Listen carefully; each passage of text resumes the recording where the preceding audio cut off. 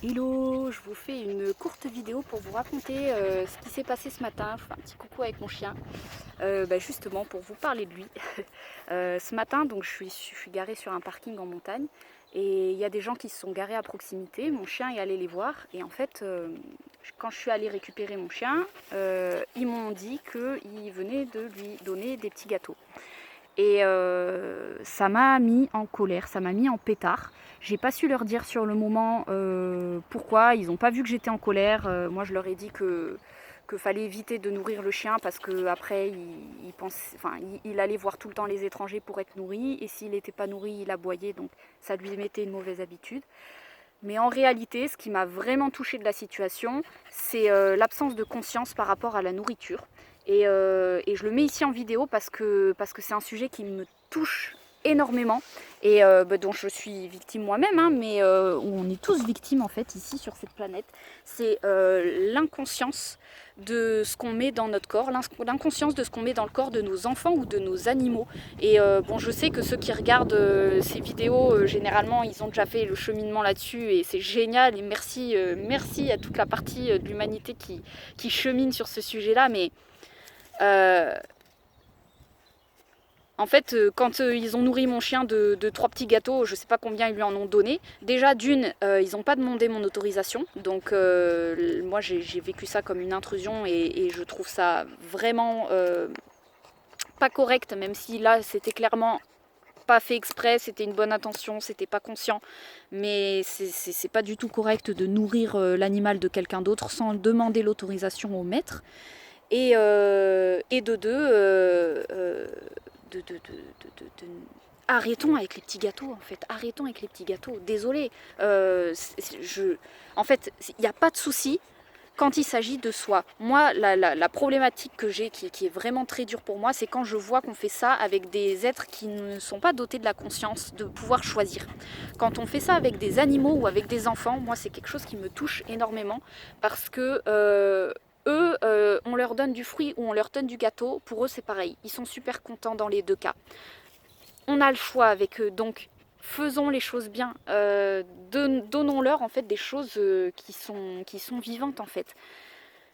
Voilà, c'était en fait juste une vidéo parce que j'ai vraiment beaucoup de mal avec cette partie de l'humanité qui est en chacun de nous, qui est vraiment à l'intérieur de moi, bien profonde aussi. C'est cette part inconsciente par rapport à ce qu'on met dans notre bouche, par rapport à comment on se nourrit, parce que ça a un impact énorme. Et moi, je le vois sur mon chien, la qualité de son poil, le comportement qu'il a est complètement différent en fonction de son alimentation. Et je vous l'annonce ici, je ne sais pas si je vous l'ai dit, mais mon chien est un chien végétarien. Voilà, j'ai vu que ça existait et j'ai vu que les chiens qui étaient végétariens étaient particulièrement en bonne santé et vivaient particulièrement longtemps et vraiment dans une bonne forme. Voilà, ça fait plusieurs semaines que je fais l'expérience et c'est assez incroyable au niveau de son comportement.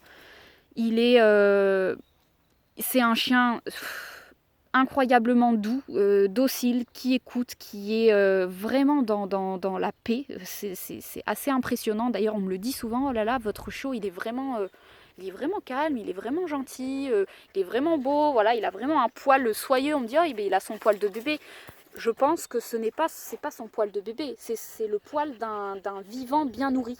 Euh, il est nourri principalement au cru.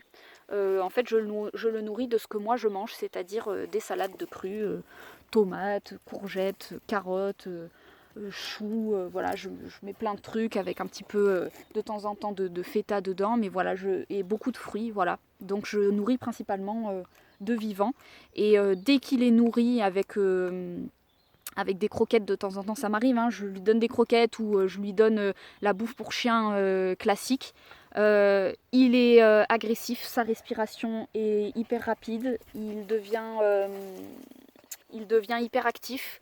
Dans son hyperactivité, il est un peu nocif pour lui parce qu'il bouge dans tous les sens alors qu'en fait il est fatigué et puis après il tombe dans un état d'épuisement. Bref, pour moi, c'est radical. En fait, c'est d'une évidence. Je l'ai testé sur lui, donc moi, je suis assez convaincue de ce mode d'alimentation. Je l'ai fait de manière aussi assez intuitive en m'écoutant, évidemment. Au début, j'ai testé viande, sans viande, tout ça.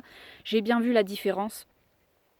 Donc voilà, c'est un sujet qui est pour moi important parce que du coup, quand il se balade et que les gens viennent le nourrir de pain, de viande, enfin le viande à la limite c'est pas grave, mais de pain, de sucre, de trucs qui sont pas du tout faits pour les animaux, ça me révolte un peu intérieurement parce que eux, ils n'ont pas la conscience de pouvoir dire non ou de pouvoir choisir ce qui est bon pour eux. Et en fait, c'est nous qui sommes responsables de ce qui est bon pour eux, tout comme on est responsable de ce qui est bon pour nous.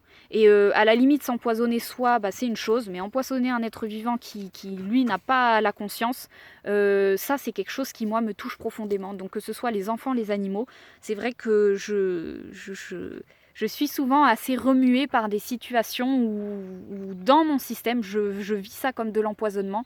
Quand on donne à des enfants des gâteaux remplis de sucre, des bonbons, des trucs, c'est ok parce que ils ont les parents qu'ils ont, c'est le chemin enfin, ils sont parfaitement bien sur leur chemin, il n'y a pas de souci.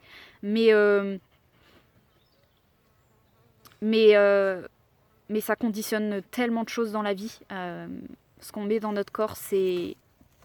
Je sais pas comment le dire autrement, ça fait tout en fait. C'est toutes les tensions, toutes les douleurs, toutes les croyances, toutes les résistances qu'on peut vivre dans notre vie, toute la toxicité, tous les schémas bloquants, tout ça, on peut le retrouver dans notre alimentation. Donc c'est pour ça que on peut se battre sur certains plans et à côté de ça manger n'importe comment et se dire oh là là je fais tout ce qu'il faut et pourtant ça marche pas. Ben non en fait. Commence à regarder ton alimentation et tu verras que tu n'auras rien à faire sur le reste. Tout va aller fluide pour le reste en fait. Voilà, c'était le petit message du jour qui me venait et qui compte beaucoup pour moi et que je repasse ici comme ça. Voilà, parce que quelque part, ça doit sortir aussi. Bon, je vous fais des gros bisous sur ce. Et puis, je vous dis à une prochaine.